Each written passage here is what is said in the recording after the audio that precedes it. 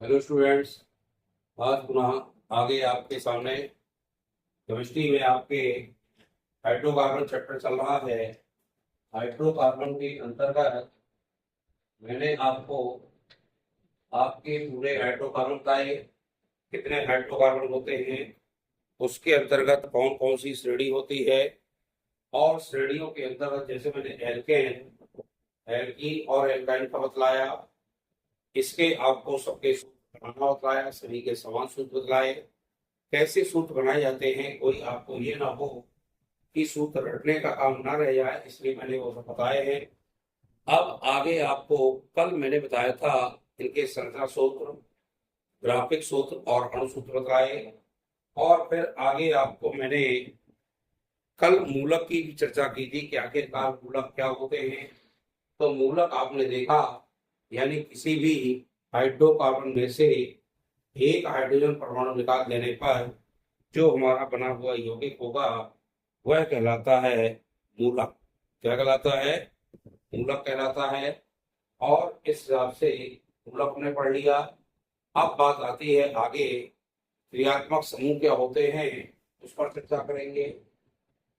इस पर चर्चा करेंगे, क्रियात्मक समूह।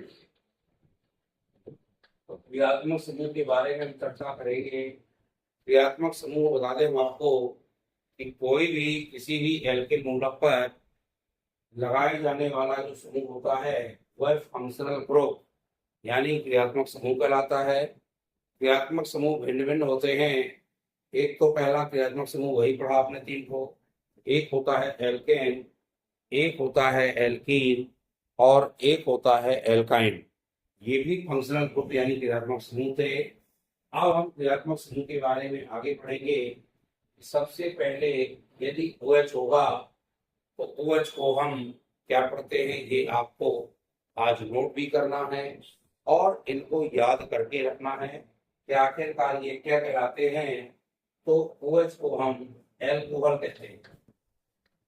अभी मात्र आपको मैं साधारण नाम की चर्चा कर रहा हूं कि साधारण नाम के अंतर्गत यदि किसी एल्किल मूलक में OH लगा होगा तो उसका हम नाम एल्कोहल देंगे। पहले एल्किल मूलक का नाम पढ़ेंगे और उसके बाद एल्कोहल जोड़ देंगे तो एल्किल एल्कोहल बन जाएगा। क्या बन जाएगा? Alkyl alcohol. तो एल्किल मूलक का नाम हो गया और एल्कोहल जोड़ देंगे तो सूत्र तैयार हो जाएगा। इस हिसाब से आपने पहला सदस्य देखा क्रियात्मक समूह का, OH होता है। इनको रट लीजिएगा।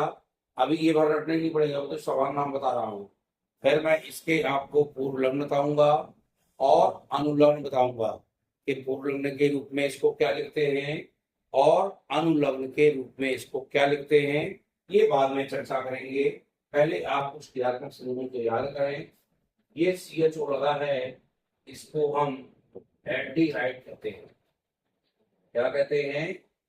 एल्डिहाइड। ये लिखते जाइए, CHO को एल्डिहाइड कहते हैं। तो ये हो गया आपका एल्डिहाइड समूह, यानी पहला हो गया OH। और बता दो मैं आपको, जो सिंगल बॉन्ड लगा है ये एल्केन कहलाता है। द्विबंध लगकर आया है, पहले भी बता दूं पर मैं आपको, एल्कीन होता है। और त्रिबंध लगा है तो एल्काइन होगा। ये एल्केन, एल्कीन और एल्काइन होता है। इसके बाद चर्चा करें, क्रियात्मक समूह OH लगा होगा तो उसको हम एल्कोहल पढ़ते हैं। यदि CHO लगा होगा तो उसको एल्डिहाइड पढ़ते हैं। नाम रट लेना आज उनको और कमेंट करके बताना कि हमको सर ये रट गए हैं। कहीं से पूछे तो तुरंत बन जाना चाहिए। यदि COOH लगा है उसको अम्ल या कार्बोक्सिलिक अम्ल पढ़ते हैं। क्या पढ़ते हैं? कार्बोक्सिलिक अम्ल पढ़ते हैं। यदि किसी भी एल्डिहाइड ग्रुप के साथ, ऐसी एल्किल मूलक के साथ आपका COOH लगा आ जाए तो आप जान जाना ये हमारा कार्बोक्सिलिक मूलक समूह है। उसको कार्बोक्सिलिक के रूप में पढ़ेंगे। अब नाम कैसे करते हैं, कैसे सदस्यों को बनाते हैं, ये मैं क्रमबद्ध तरीके से एक एक बताऊंगा आपको। इस COH के बाद यदि इस तरह से लगा है तो इसको हम कीटोन पढ़ते हैं, यानी दो यहाँ पर लगे हैं। अब समान एल्किल मूलक भी लग सकते हैं और विसमान एल्किल मूलक भी लग सकते हैं। उसी तरह हम इनका नाम देंगे। नाम पढ़ने का नियम मैं अलग बताऊंगा। इनका नाम पढ़ने बता चुका हूं मैं आपको कि एन अंत में कब लगाते हैं, सिंगल बॉन्ड सब में लगा होगा तो अंत में एन लगाते हैं। और एन लगाने का नियम वही है, एक यदि संख्या एन की हो तो मैथ, दो होने पर एच, तीन होने पर प्रोप, चार होने पर ब्यूट, पांच होने पर पेंट, छह होने पर हेक्स, सात होने पर हेट, आठ होने पर आप और नौ होने पर नॉन पढ़ते हैं। इसी तरह 10 होने पर डेक पढ़ते हैं। तो इस तरह से हमें एल्केन, एल्कीन और एल्काइन श्रृंखला का नॉलेज हो गया है। अब आते हैं इनके क्रियात्मक समूह के बारे में। तो क्रियात्मक समूह में मैंने तीन तो ऊपर ही बता दिया आपको, एल्केन, एल्कीन और एल्काइन। इनको पहचानेंगे कैसे? पहचानने का नियम होती है, सिंगल बॉन्ड के अंतर्गत यदि वो जुड़ा है तो वो एल्केन होगा।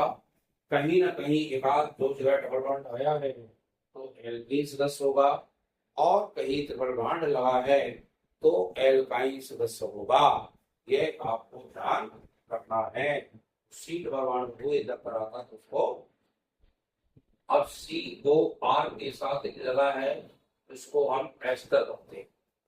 क्या पढ़ते हैं? एस्टर। हम बताएंगे इनका नाम कैसे लिखते हैं, एक एक सदस्य का नाम बताएंगे। पहले आप इन सदस्यों को रट लीजिए, क्रियात्मक समूह जान जाइए, तब आपको ये बताया जाएगा। CO और CO के साथ यहाँ पर O लगा है, इसको हम एनहाइड्राइड कहते हैं। नोट कर लीजिए इनको सभी 11वीं के स्टूडेंट, ये बहुत आगे काम आने वाले हैं। इसको हम CO और CO के साथ यदि O लगा है, और चाहे ऐसा भी लिख सकते हैं इसको, CO का होल ट्वाइस, ऐसा भी लिख दो O, ये लिख दो और चाहे ये लिख दो, इस तरह से भी आए तो ये एनहाइड्राइड के नाम से जाना जाता है। यह एनहाइड्राइड हो जाएगा। अब इसी तरह से आगे चलें, इस तरफ खाली और इस तरफ O के साथ दोनों खाली हैं, तो इसको कहते हैं हम ईथर। क्या कहते हैं? ईथर कहते हैं। ध्यान रखिएगा कि O के तरफ दोनों तरफ एक एक बॉन्ड खाली है, यानी कुछ ना कुछ लगा होगा, चाहे समान एल्किल मूलक लगे हों, चाहे समान एल्किल मूलक लगे हों। यदि अलग अलग करते हैं तो निश्चित रूप से हमें यह पता हो जाएगा कि हम इसको ईथर के रूप में दर्शाएंगे। जैसे हम कीटोन बता के मैंने आपको, विविध अलग अलग हैं, इनमें भी समान मूलक भी आ सकते हैं और विसमान मूलक भी आ सकते हैं। इस तरह से हम उनको अच्छे से जानेंगे। अब चले हम आगे। O के बाद यदि हम SH रखा हो तो OH को तो पढ़ते थे एल्कोहल, लेकिन OH लगा है तो इसको पढ़ेंगे आयो एल्कोहल। स्टूडेंट नोट करें और इसको पढ़े एल्कोहल, इसको पढ़ेंगे थायो एल्कोहल। यानी किसी भी मूलक एल्किल मूलक के साथ SH लगकर आ जाए तो उस मूलक का नाम लिखेंगे और मूलक के साथ अंत में थायो एल्कोहल लिखेंगे। इसमें जैसे ईथर पढ़ा था, यदि यहाँ S लगा है बीच में तो उसको लगाएंगे थायो और अंत में यहाँ लगाएंगे ईथर, यानी थायो ईथर होगा। S की तरफ दोनों तरफ मूलक लगे हों एल्किल तो थायो ईथर के नाम से जाना जाएगा। तो ये हमारा थायो ईथर है। आगे चले, C डबल बॉन्ड N यानी Cl भी लिख सकते हैं, उसको हम साइनाइड पढ़ते हैं। क्या पढ़ते हैं स्टूडेंट? साइनाइड। यानी C डबल बॉन्ड N लिख दिया, चाहे Cl लिख दो, इसको ऐसा भी लिख सकते हैं या Cl, ये हो गया। तो ये आपका साइनाइड कहलाता है। क्या कहलाता है? साइनाइड। ये साइनाइड के अंतर्गत आएगा।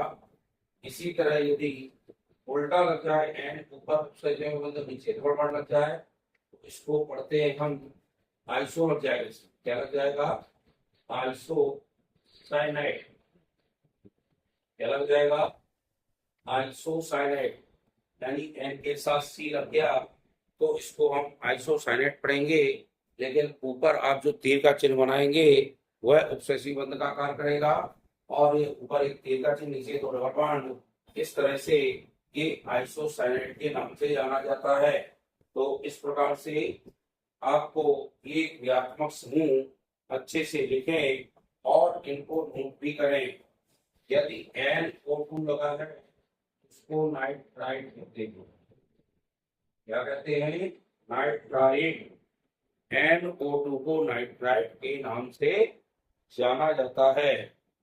तो ये आपको अंत में, चूंकि यहाँ पे टा है, NO2 लगकर आया है, तो आप क्रियात्मक समूह के रूप में नाइट्राइट याद करेंगे। क्या करेंगे, 1 2 3 4 5 6 7 8 9 10 11 12 13 14 15, इस तरह से आपको ये क्रियात्मक समूहों को रटना है। और जब क्रियात्मक समूह रट लेंगे तो यहाँ पर आपको जो केमिस्ट्री में आगे मैं पढ़ाने जा रहा हूँ उसमें आपको किसी प्रकार की कोई समस्या नहीं आएगी। यदि आपने इनको नहीं लिखा, यार आपको लिख कर देखना है। लिख कर देखने का मतलब यह है कि ये बॉन्ड है, यानी इसके आगे कोई न कोई एल्किल मूलक यहाँ लगाया जाएगा। और जब एल्किल मूलक लग जाएगा तो उसी हिसाब से इनके नामकरण किए जाएंगे। यानी अभी मैं सिर्फ आपको साधारण नाम बताऊंगा, इनको साधारण नाम में कैसे लिखते हैं।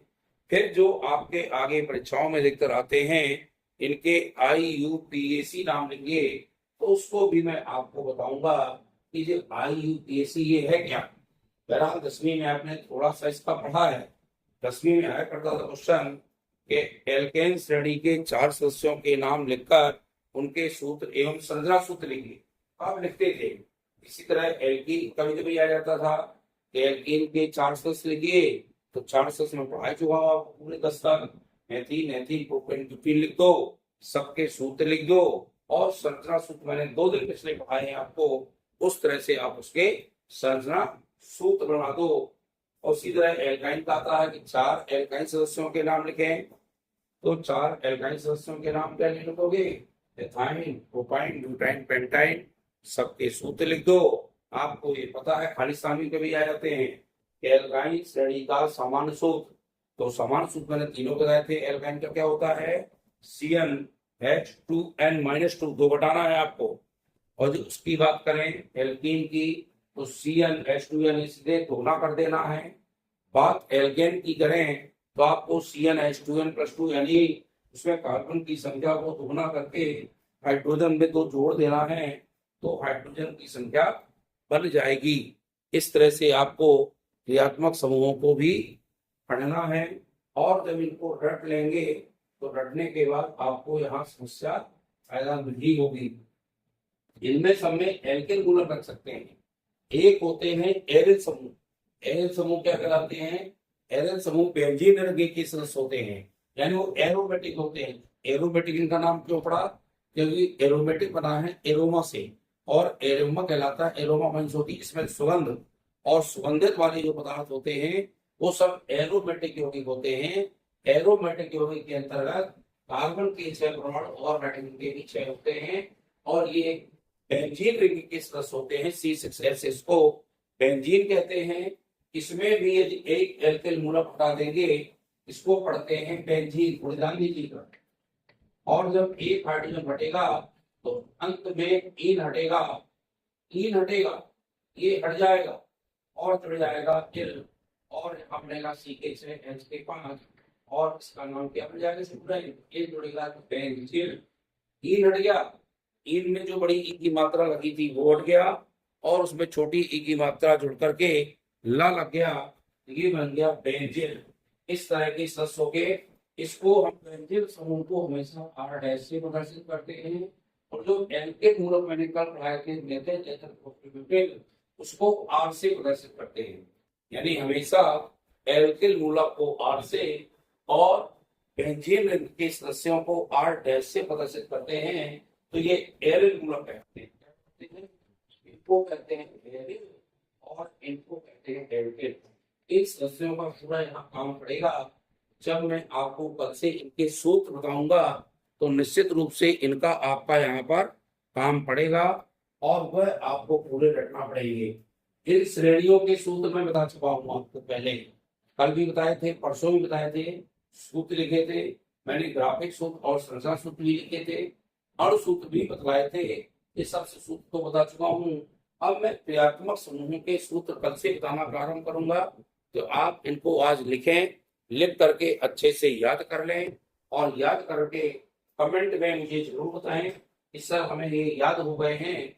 जब ये याद हो जाएंगे कल से आप इनके सूत्र, कल से मैं 2-4 सदस्य लूंगा, धीरे धीरे क्रम से लेता जाऊंगा और आपको इनके नाम जो साधारण नाम होते हैं वह नाम भी बताता जाऊंगा।